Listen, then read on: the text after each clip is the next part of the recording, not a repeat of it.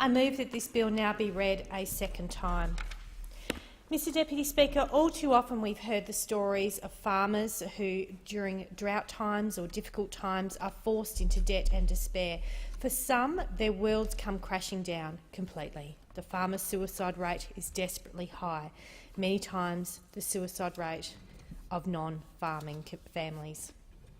Primary producers ride the swell of international commodity markets, exchange rates and weather. Their fortunes so often dictated by factors well beyond their control.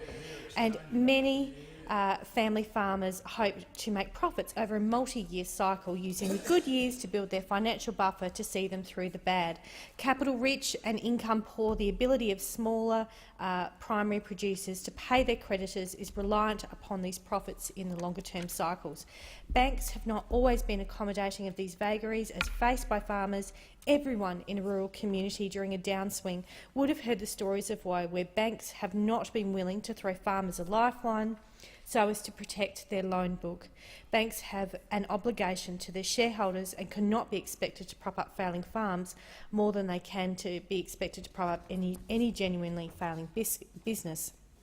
I appreciate that not all institutional lenders have tightened the screws on their struggling customers, but take as a collective, it is fair to say that the banks and other lending institutions have not made it any easier for their rural customers, and we can only look to the findings of the recent Banking Royal Commission for examples.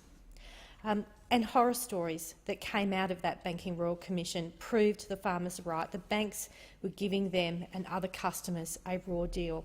Now, I first introduced this bill back in 2017, and I went to the National Party and I said, this is your constituency, this is my constituency, we need to make change, and I heard nothing. I received no interest from government in helping level the playing field between farmers and banks. Now, I was a relatively new member of parliament and I had already heard the horror stories and the lack of a fair playing field for farmers.